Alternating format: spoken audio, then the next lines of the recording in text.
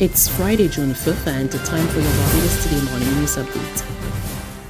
Auditor General Lee Trotman has once again highlighted concerns over the availability of government's financial reports for his scrutiny, and he has formally requested that government free up that office from any possibility of interference in its daily operations. The issue was highlighted in the 2019 Auditor General's report, which was laid in Parliament this week. Our Emmanuel Joseph has more. The Auditor General revealed in his 110-page report that in the last financial year, he submitted a proposal to the Ministry of the Public Service for greater autonomy for his office. He said this proposal was in keeping with international best practice, which suggests that the audit offices performed better when they are free from the possibility of operational interference. In seeking to strengthen his case for greater independence, he drew attention to the fact that the Constitution grants the power to the relevant Public Service Commission to recruit and discipline public officers, an authority he contended can be entrusted elsewhere. He explained that while the Commission can delegate this authority to another body or person, or the office can operate as a statutory body, he would recommend that the delegation option be exercised. Furthermore, Trotman argued that there is already precedent for delegation of authority with the Chief Education Officer for recruitment. The Auditor General said the benefit of this delegation would be faster employment of staff and decision-making as it relates to human resource management. Over the years, there have been calls from various prominent individuals and interest groups, both political and civil, to give the Auditor General more legal teeth to make people in the public service pay for the financial irregularities and breaches of law which the state auditor highlights annually and that are not addressed. Trotman said that while steady progress was made during the last financial year with a number of state-owned enterprises in submitting outstanding accounts, he was particularly worried that up to the time of writing his 2019 report, the financial statements of the government itself had not been presented to him. He called for urgent action to be taken to resolve this matter, saying it should be of serious concern to the government, especially when one considers that the lateness in presentation of those accounts did not normally happen before.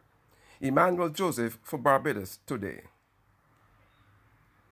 The Minister of Creative Economy, Culture and Sports has failed to properly develop and expand those sectors.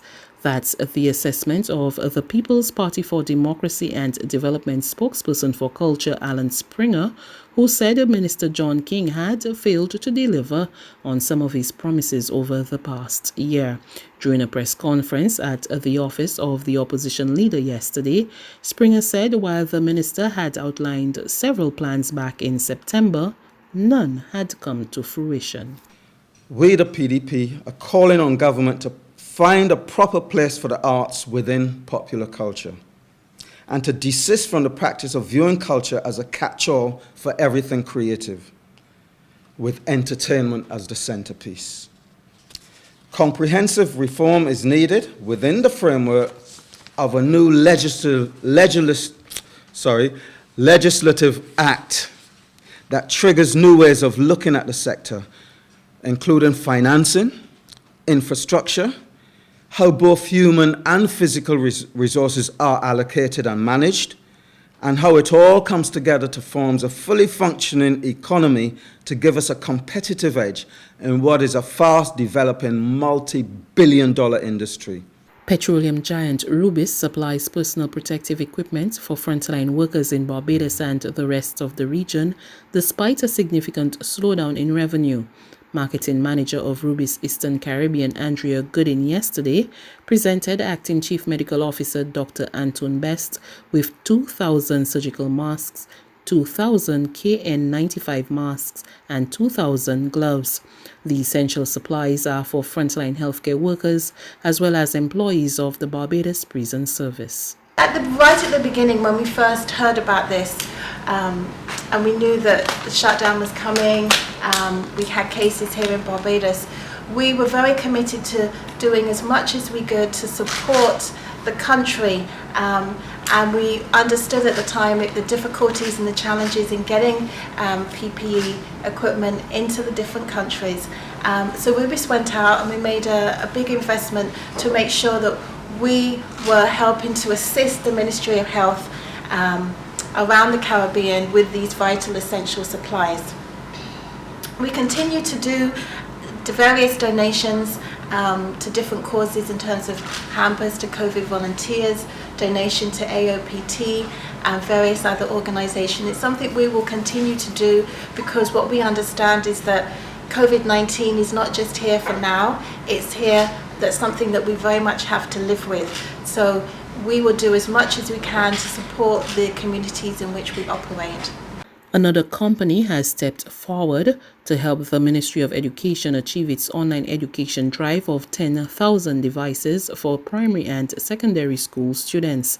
The Guardian Group yesterday donated 50 devices to ministry officials to help them achieve that goal.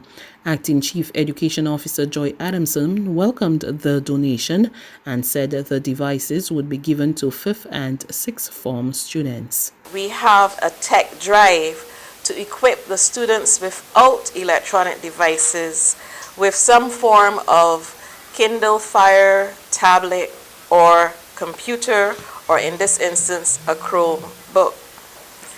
This is the largest donation that we have had with Chromebooks. Most of the persons who have donated, we've had Kindle Fires and we've had tablets. We are still so far away from our target of 10,000. That is what we are aiming for. We know that there are a lot of children still out there, and I am receiving calls daily, especially from the ones in the lower schools, for devices.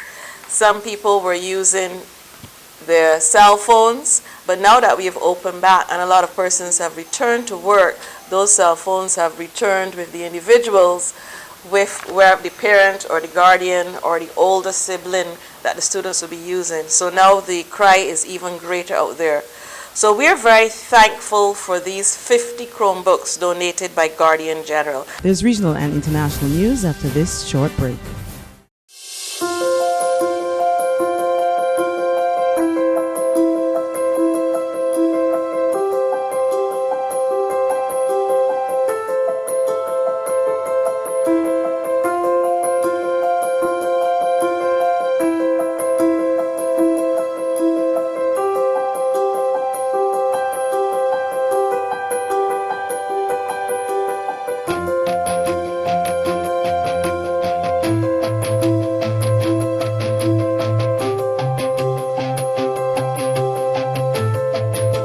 Barbados Today, news you can trust. To news from the region, Bermuda Premier David Burt shuffled his cabinet on Thursday, appointing former union leader Jason Hayward as Minister of Labour as the island battles to dig its way out of a financial hole caused by the COVID-19 pandemic. Hayward is the former president of the Bermuda Public Services Union. His portfolio will also include workforce development, financial assistance, and the Department of Immigration. The reconfiguration of the cabinet is essential as we transition from the management of a health crisis to the required focus on our economy. With the creation of this new Ministry of Labor, I have determined to unite the areas of government that promote the training and employment of Bermudians with a unit that can serve to protect their interests when they seek employment for which they are qualified. We must put our people back to work now and prepare those displaced by the pandemic to assume jobs that will be created as we recover. The Constitution gives the Premier and the Premier alone the responsibility to decide the configuration of the cabinet.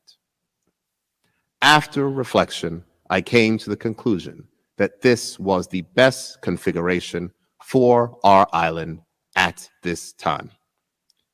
It is my hope that all Bermudians would lend their support to our cabinet as we continue the important work of rebuilding our economy. And finally, on the international front, the wearing of face coverings will become mandatory on public transport in England as of Monday, June 15. Transport Secretary Grant Sharp said the coverings must be worn on buses, trams, trains, coaches, aircraft, and ferries. However, there will be some exemptions. That doesn't mean surgical masks, which we must keep for clinical settings. It means the kind of face covering you can easily make at home. There'll be exemptions to these rules for very young children, for disabled people, and those with breathing difficulties. But broadly, as we come through this phase, we're doing what many other countries have asked transport users to do. And as passenger numbers increase, and we expect this trend to continue, we need to ensure every precaution is taken on buses, trains, aircraft, and on ferries. With more people using transport, the evidence suggests that wearing face coverings offers some, albeit limited, protection against the spread of the virus. A face covering helps protect our fellow passengers. It's something that we can each do to help each other. And whilst it also remains true that measures like maintaining social distancing, washing your hands remain the most critical things to do, we also know on public transport, keeping 2 meters apart is not always possible at all times. That's news. But for the very latest, visit us at www.barbadostoday.bb. You can also subscribe to our e-paper, email updates, or like us on Facebook, and sign up for our breaking news alerts via WhatsApp. We're also on Izumi Media in bus terminals, as well as screenplay at supermarkets and gas stations near you. And you can also hear us on Mix 96.9 FM and Capital Media HD 99.3 FM.